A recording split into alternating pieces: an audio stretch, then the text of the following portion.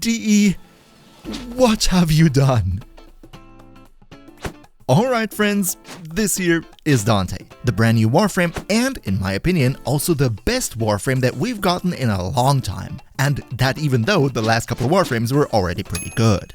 So, in today's guide, I'm gonna tell you everything you need to know about Dante, his abilities, where to farm him, how to build him properly, and of course, I'm also gonna show you this super busted red crit setup right here. As always, big shout out to all my generous channel members who help me keep the lights on. And now, let's jump right into it. As always, let's start out with his abilities and take a look at what Dante can actually do. First of all, his passive.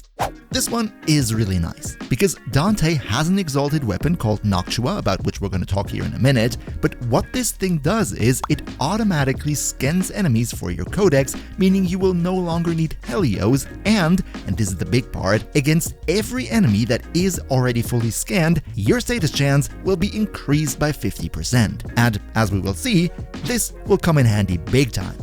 Now, usually we would start with his first and end with his fourth ability, but today I want to actually start and jump in with his second ability first, and then we talk about the first ability at the end. Dante's 2 goes by the name Lightverse. What this is basically a magic spell that gives you and nearby allies a little bit of health and overguard at the same time, protecting you a little bit, but it in and of itself is no reinvention of the wheel.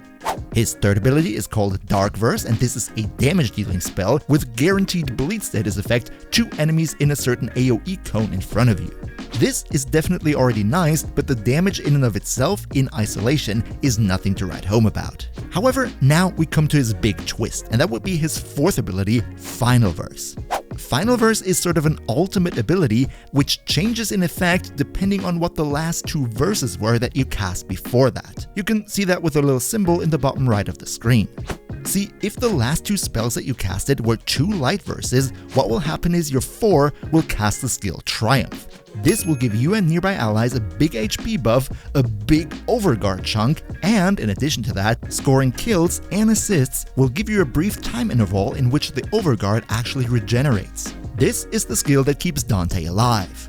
If instead you cast one light and then one dark verse before activating his 4, what happens is the skill Word Warden, which summons a copy of your exalted weapon Noctua right next to you and also next to allies nearby, and then this little book will float next to you and attack enemies in sync with you and your allies. If you've ever played Genshin Impact, this is basically Yelan's Elemental Burst. However, it should be mentioned that this little warden will only deal 30% of your Noctua's actual damage.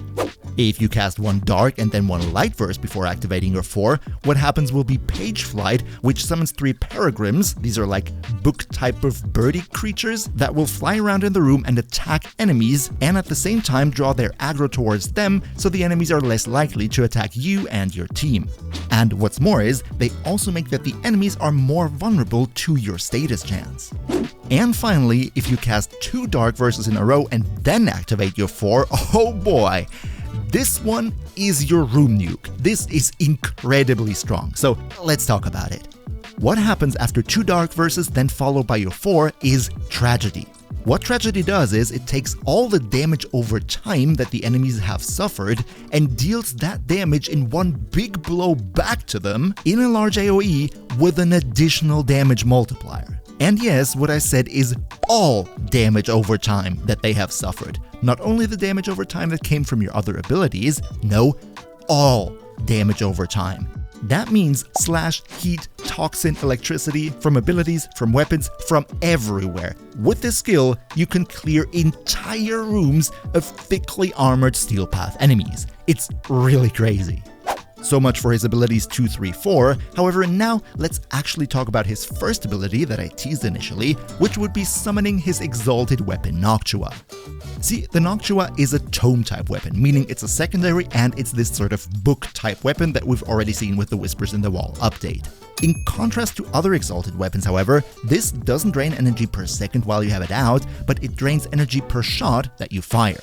Your normal fire shoots out pages from the Noctua, which also scatter and hit nearby enemies to the target that you were actually shooting at, so you have a little bit of AoE capability. And, just like with other tome type weapons, if you land enough shots, then this little bar under your crosshairs will fill up and allow you to do a charge attack, which in this case shoots forward a projectile that has punch through and deals a lot of radiation damage. damage. So how about we actually take a look at the Noctua in more detail and also check out how we can build it. Alright, so these here are the Noctua's base stats. And the first thing we see is that it actually has an impressive crit chance coming in at 30% at base with a standard 2x multiplier plus a really decent status chance at the same time, which is even better because of the fact that with its normal attack you're dealing pure slash damage and nothing else. So you're gonna see quite a lot of bleeds with this one. Now, to be fair, even though the Altfire has even better stats overall, it's not all that important. However, one thing that is important is right at the top, and that would be the fire rate of 2.18, which is pretty abysmal. And we need to fix this, otherwise the Noctua sucks pretty bad. Now, one way of going about it would be of course adding more fire rate mods to the build. However, that would cost us mod slots and we can do better. So let's look at some alternatives here. Since Dante is not really a melee frame, our melee slot doesn't matter. So I would recommend rather going with a Furex or Furex Wraith, because these two specific weapons have the ability to be equipped with the mod Amalgam Furex Body Count, which as a passive effect also increases the fire rate of secondary weapons, the Noctua of course counting as a secondary weapon, so this way you can increase the fire rate without needing any mods.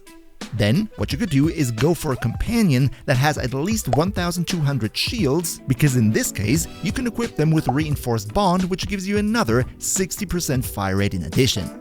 But now that we know which influence we can take on the Noctua from the outside, let's actually look at the build. And when we're going into the build screen, we first gotta look at the unique trait of the Noctua. This thing is the only tome type weapon that can use all tome mods at the same time. If we remember the Grimoire, that one could only ever use one invocation and one canticle mod at the same time. The Noctua, however, could theoretically have a build like this, which I call Super Tome, with all 8 tome mods on it at the same time. So this book has the potential to be a huge buffing platform for Dante. However, that is pretty much a meme build, so let's look at a more reasonable mod setup for the Noctua. This right here would be the setup that I'm using if I want to do damage with it. Since the Noctua at base has pure slash damage, I don't want to add any additional elements because I want to go for a purely bleed build. This way, we have a fast firing, high bleed damage, high status chance build, which absolutely cuts through every enemy like a hot knife through butter. However, of course, you don't have to go to the extremes. You could also, of course, combine the pure damage build with some tome mods of your choosing. This right here, by the way, would be a more budget-friendly alternative of my damage dealing build. Also, I would be super happy if you could maybe spare a like, because it helps this video big time with the YouTube algorithm, so cheers so much for your support. So much about the Noctua, but now before we jump into the builds of Dante himself, let's actually take a brief look at how we want to play him when we take him out onto a mission. See, after the mission starts, the first thing you want to do is max out your overguard using your 2 light verses followed by your 4. This will not only keep you alive, but also give you overguard regeneration when you score kills or assists.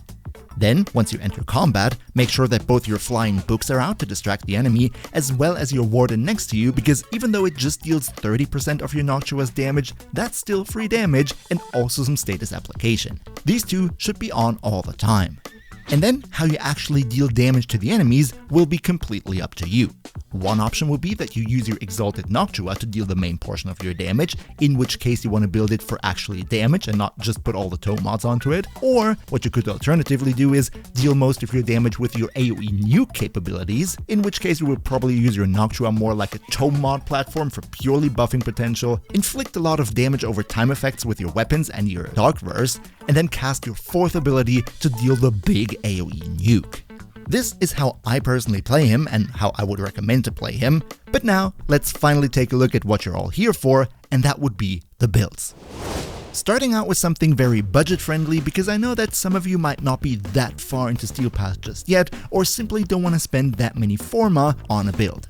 So the first question we're always asking ourselves is, how do we keep the Warframe alive? And in Dante's case, it's actually pretty easy. We don't really need to mod for anything, because with his light verse giving him overguard, and if you do 2 light verses and then the 4 getting even more overguard and overguard regeneration and everything, this in and of itself was already more than enough to survive Steel Path in my testing. However, just to be sure, I used Brief Respite in the aura to be able to do a little teensy tiny bit of shield gating just in case I need it.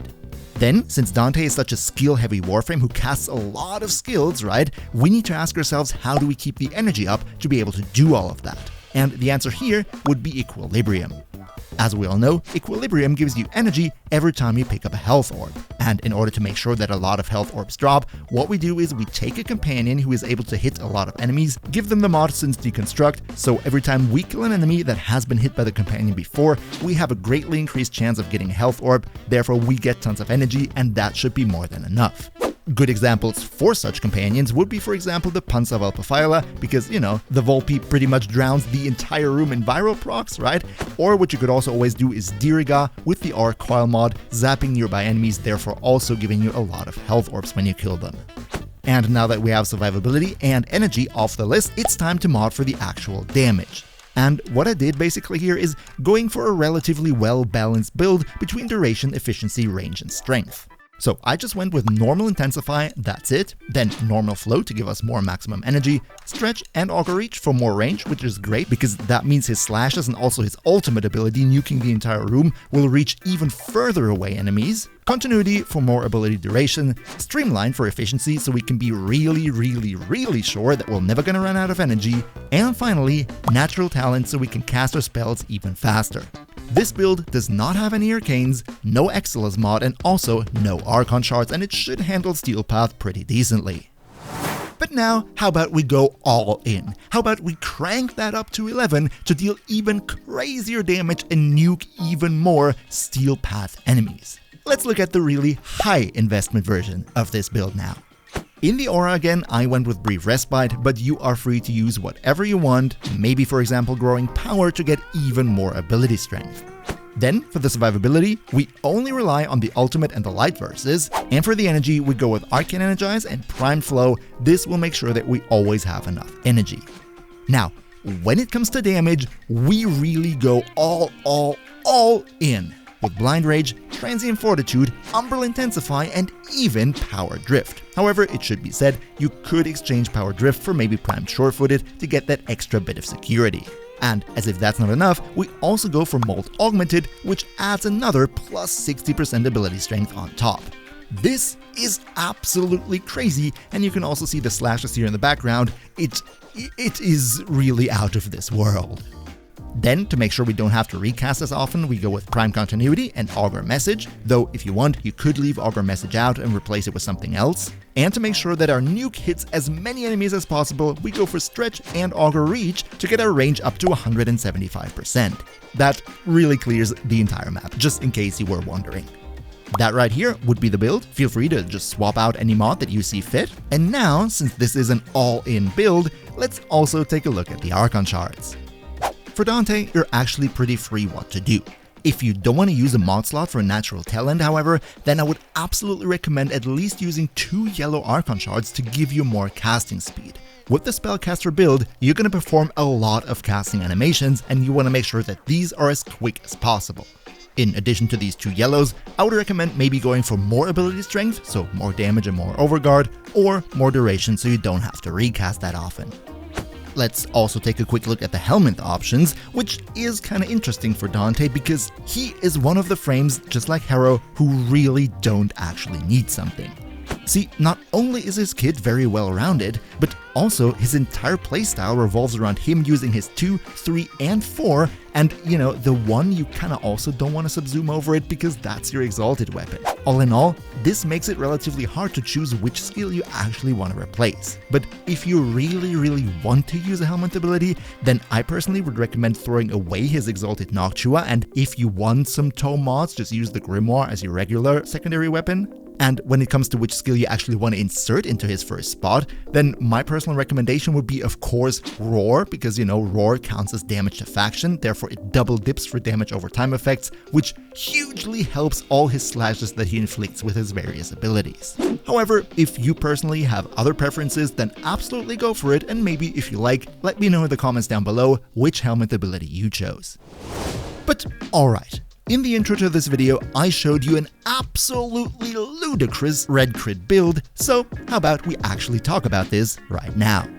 This build that you're seeing in the background right now is a build that is solely focused on using your Exalted Tome, your Noctua, to deal as much damage as humanly possible. It does use the defensive skills to keep you alive, however it is not meant to actually go with the Dark Verse or the Ford with the Dark Verses to deal damage, it is solely focused on the Noctua. First of all, in the aura mod, I went for Pistol Amp. This gives us a little bit extra damage for secondary weapons, which, as we remember, the Noctua does count as a secondary weapon. Then, just like with the nuke build, we go all in on ability strength because the Noctua's damage scales with Dante's ability strength to get us up to a whopping 337% ability strength. Then, also like with the nuke build, Arcane Energize and Prime Flow for the energy economy, Prime Continuity and Augur Message for the duration. However, the rest of the build is a little bit different. First of all, since the Noctua takes away energy per shot, and we're going to shoot quite a lot, we need to make sure to have a little bit of efficiency. That's why I added Streamline. Also, since we want to have as much crit as humanly possible, in the second Arcane slot we went with Arcane Avenger to give us that sweet plus 45% final bonus on top. However, in terms of crit, this is only the beginning. See, in Warframe, there's a specific arcane that you can put in the slot for secondary weapons, and that's called Secondary Outburst. What this does is, when you switch to the secondary weapon, it sacrifices your melee combo counter to give you crit chance based on the height of that melee combo counter for secondary weapons. Now, to be fair, since the Noctua is an Exalted Weapon, it does not have an arcane slot, but that doesn't matter because if we take our regular secondary weapon and equip it with this arcane, the crit chance bonus still counts for every secondary weapon that we have, which includes the Noctua. Now, the only thing we need to do is get a high melee combo counter so that this can be translated into a high crit chance buff for secondary weapons. By the way, the maximum outcome for the crit chance here with a 12x combo multiplier would be 240% additional crit chance. That is a whole lot. Now, you might say, this is all nice and well, but it takes a lot of time to build up a 12x combo multiplier just to throw it away for a 30-second boost in crit chance. And believe me, I totally agree. However, this is where the magic of the melee build comes in, because with the Whispers in the Wall update, we got a little melee arcane called Melee Crescendo. This one makes that if you get a finisher kill, your initial combo counter will be increased for the entire rest of the mission. This means, given enough finisher kills, that you could theoretically get your combo multiplier up to 12x by default, and even if you sacrifice it to secondary outburst, it still will remain at those 12x, and that is what we're going to use here.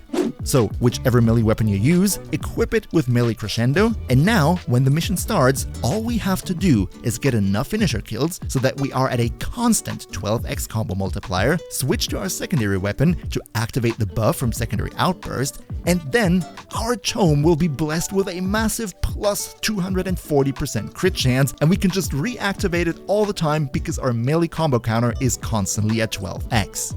Just in case you're wondering which melee weapons are a good choice here, you could of course go for the Furax Wraith because, you know, this gives us a little bit more fire rate with the tome, but you really don't have to.